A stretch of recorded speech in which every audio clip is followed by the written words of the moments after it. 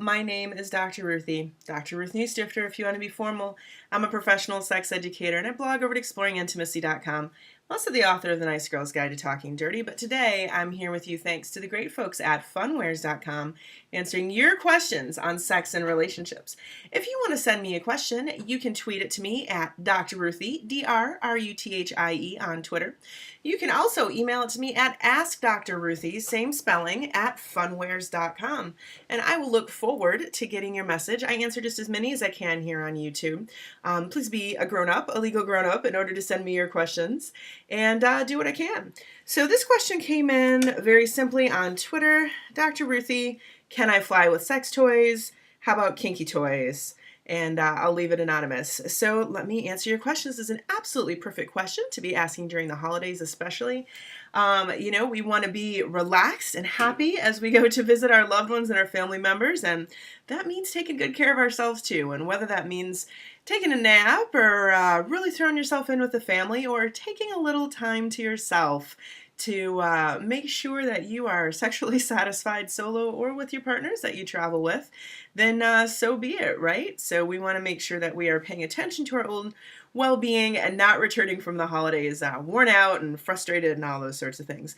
But can we fly with our sex toys? Now, the first thing I suggest you do is check out the TSA's website. You can go ahead and Google TSA carry-on baggage requirements or checked baggage requirements. So know that things can change, and that's the place where you check it out.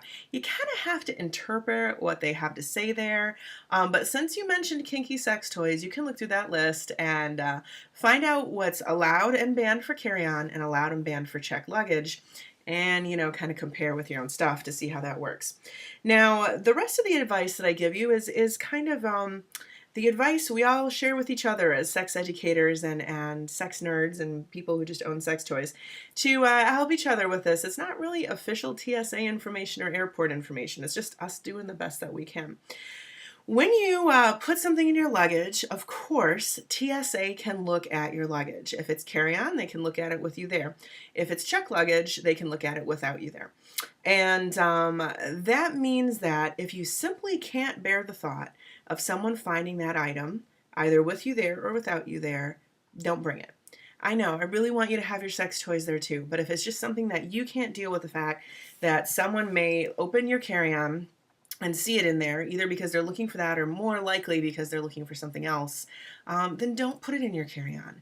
And if you can't deal with the fact that someone might open your checked luggage and see it in there with your underwear and socks and Christmas gifts and things, then don't put it in your checked luggage either. So there's no 100% safe way to check it or to carry it on if you really can't handle someone seeing it. You could ship it to your destination and get it that way if you like, but some of these rules will even follow over to that particular route if that's the way you want to do it.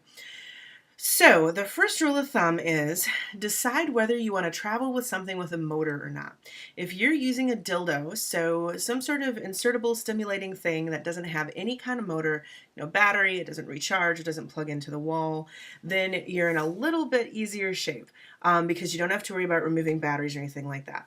If you're bringing it in your carry-on, make sure it's nice and clean and seal it in a big Ziploc baggie and tuck it into your carry-on where it's not too hard to find if somebody feels like they need to check and see what that large blunt object is, or small blunt object as the case may be, in your luggage.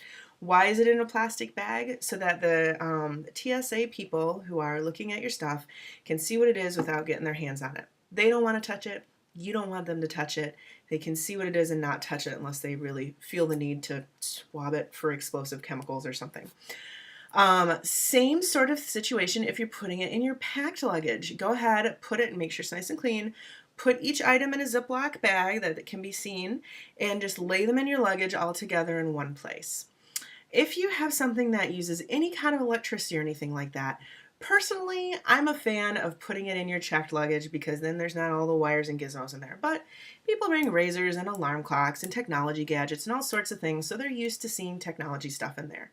Make sure that if it's battery powered, the batteries have been removed.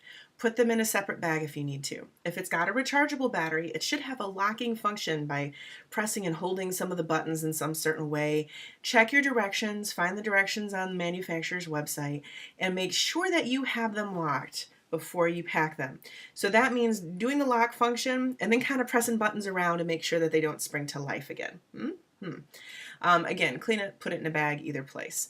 What if it is a plug-in electric one? Well, you don't have any power source to remove, so just make sure it's clean and bagged and put it in your luggage. You know, if you are bringing a lot, make sure that you're not bringing so much that you go over the weight limit on your luggage. Make sure that any lubricants that you have or stimulator creams or anything else like that would be packed in the, you know, those are susceptible to the 3-ounce rule and all that stuff, so make sure you're following that from the TSA website, unless it's in your checked luggage. Bag it anyway in case it leaks. Candles.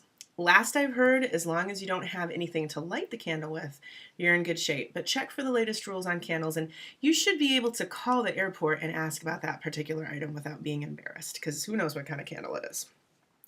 Kinky items. If it can be used for bondage or it's used as some sort of S&M, so some sort of pain pleasure type implement, put it in your checked luggage. Some people will say, oh, I get through with my, you know, rope just fine. I get through with my soft bunny fur floggers just fine. They're not supposed to let you get on the plane with a weapon or with something that could be used to disable a person on the plane through bondage or through pain. So I say just make it easier on everybody and put it in your checked luggage instead of in your carry-on. It's a risk that you'll have to take, and if they pull it out of your they pull it out of your carry-on and don't want you to have it, you're going to either have to throw it away, run and find a place to mail it before you get on your airplane, or just miss your flight entirely and give up. And those are not good options. So we want to make life easier for everybody involved, ourselves and the agents who, you know, are just doing the best job that they can over there to keep everybody safe and follow the rules that they need to in order to keep their job. And we all want to keep our jobs, right?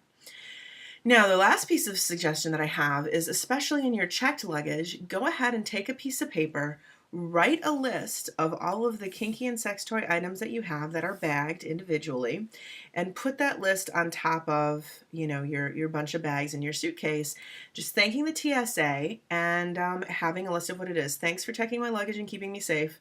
These are the items that you may find in these bags, and then list the items. And then just a little thank you at the end. It's a good list for you later to make sure that none of them are missing and they can readily see what you have and just be done with your bag and get it over with. So I've heard positive things about that as well. We've all heard the things in the news about like a TSA person leaving a note or something like that in your toys. Hopefully keeping it bagged can help you feel like they're not actually touching your stuff, although they have the right to do that if they want to. I am Dr. Ruthie. I hope this helps you figure out how to fly with your toys. Another wonderful option is when you get to your destination, go shopping and then mail it to yourself before you leave to go back home.